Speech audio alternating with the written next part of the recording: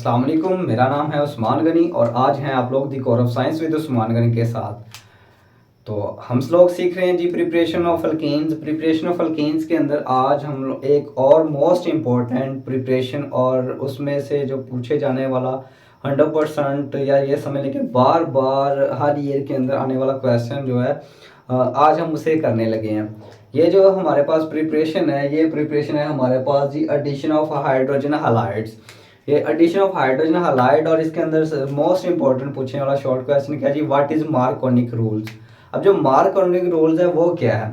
मार्कोनिक rules हमारे पास ये है, ये मैंने ऑलरेडी राइट किया हुआ है, मैं आपको इसे डिटेल से समझाऊंगा अभी, लेकिन आप सिंपली सा आप इसे अंडरस्टैंड करने के लिए ये बात याद रखें कि जब भी हम मार्कोनिक रूल की बात करते हैं ना, मार्कोनिक रूल के अंदर हमारे पास जो भी रिएजेंट जो हम ऐड करवाते हैं उस मार्कोनिक रूल के अंदर उसका जो नेगेटिव पार्ट होता है ना, वो हमेशा उस कार्बन एटम के पास जाता है जिस कार्बन के पास least number of hydrogen atom होंगे।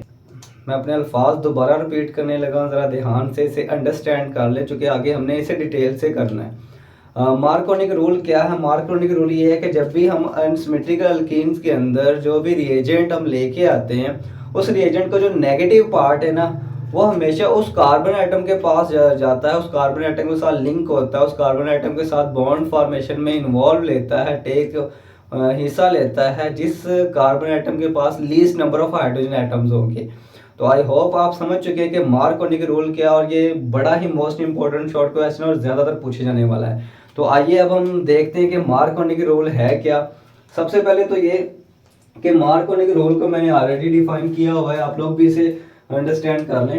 इन the addition of unsymmetrical reagent to an unsymmetrical alkenes, in the addition of an unsymmetrical reagent to an unsymmetrical alkenes, the negative part of the reagent is linked with that carbon of the double bond which has least number of hydrogen atom। बस ये याद रखिएगा कि जो भी हमारे पास reagent है, जो हम ऐड करने लगे हैं अल्कीन्स के अंदर, अनसिमेट्रिकल अल्कीन्स के अंदर जो रिएजेंट हम इन्वॉल्व करवाने लगे हैं, उसका जो नेगेटिव पार्ट है वो हमेशा उस कार्बन आइटम के पास जाएगा जिसके पास least number of hydrogen items होंगे। तो ये मैंने एक इक्वेशन की हुई है, इस इक्वेशन को हम आगे प्रोसीड करवाते हैं। सबसे पहले तो ये स्पाई बॉन्ड है ये हमारे पास और ये सिग्मा बॉन्ड है। ये स्पाई बॉन्ड को हम क्या करेंगे, ब्रेक करवाएंगे और ब्रेक करवाने के बाद हम देखेंगे जी कि ये हाइड्रोजन जब ये pi bond carbon to carbon double bond हम ब्रेक करवाते हैं, ब्रेक करवाने से उस हाइड्रोजन पे अटैक होता है। अब हाइड्रोजन की खासियत ये है कि ये एक ही बॉन्ड बनाता है जो उसने हेलोजन के साथ बनाया था। जब इसे ये कार्बन अपना इलेक्ट्रॉन ट्रांसफर करती है तो ये हेलोजन को क्या करता है, लीव कर देता है। तो आगे हम रिमेनिंग इक्वेशंस को लिखते हैं। Hydrogen hydrogen carbon to carbon single bond, और इसने चूंकि एक बॉन्ड ट्रांसफर किया इस वजह से इस पे पॉजिटिव चार्ज, और ये हाइड्रोजन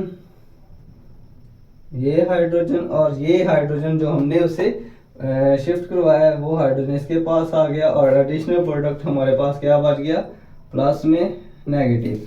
और according to Markovnikov rules the negative part of the reagent is will link with that carbon atom which has least number of hydrogen atom. अब देखिए इस कार्बन के पास 3 हाइड्रोजन हैं जबकि इस कार्बन के पास 2 हाइड्रोजन है, तो इट मींस कि ये जो नेगेटिव पार्ट है ये अटैक करेगा हमारे पास इस कार्बन पे, क्योंकि इसके पास क्या है, least number of hydrogen atoms है। तो इस वजह से ये इसके साथ क्या करता है जी, बॉन्ड फॉर्मेशन में टेक पार्ट करता है। Halogens, hydrogen hydrogen carbon hydrogen hydrogen और हाइड्रोजन। तो देखें ये था जी हमारा मार्कोनिक रूल्स कि जो भी हम रिएजेंट लेके आते हैं उस रिएजेंट का जो नेगेटिव पार्ट है वो हमेशा उस कार्बन एटम को मिलता है जिस कार्बन एटम के पास least number of hydrogen atom होंगे। ठीक है, एंड अदर कोई और एग्जांपल्स हम करते हैं उससे हम समझते हैं इस इक्वेशंस को।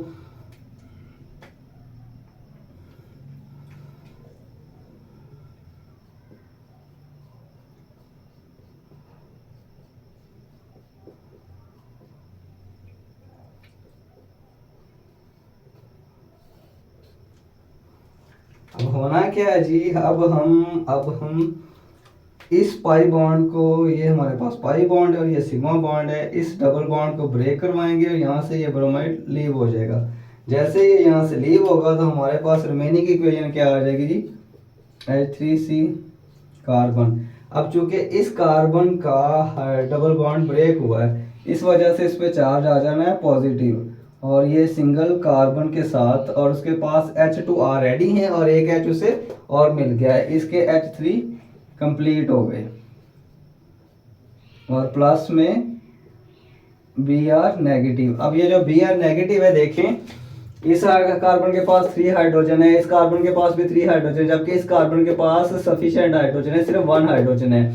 और डेफिनेशन भी मार्क होने की रूल की यही है कि जो नेगेटिव पार्ट है वो किस कार्बन एटम को मिलता है, जिस कार्बन एटम के पास least number of hydrogen atom होंगे।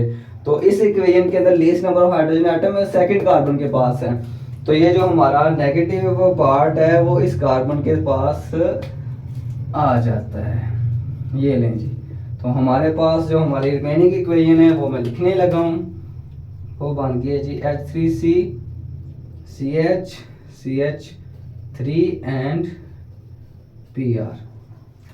तो अगर आप कोई और इक्वेशन करना चाहते हैं तो हम कोई एक और इक्वेशन करते हैं, उससे भी हम सीखते हैं कि मार्कोनी के रूल्स क्या है।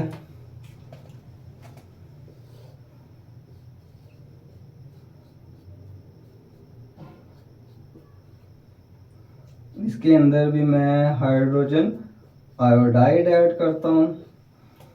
तो सबसे पहले उसी तरह से हम इस डबल बॉन्ड को ब्रेक करेंगे, यहाँ से ये आयोडीन लीव हो जाएगा, और रिमेनिंग इक्वेशन हमारे पास बच गई जी R CH single bond CH2 और एक हाइड्रोजन से ये मिल गया, ये CH3 मिल गया, इसने बॉन्ड लीव किया, इस पे पॉजिटिव चार्ज आ गया, प्लस में आयोडीन का नेगेटिव।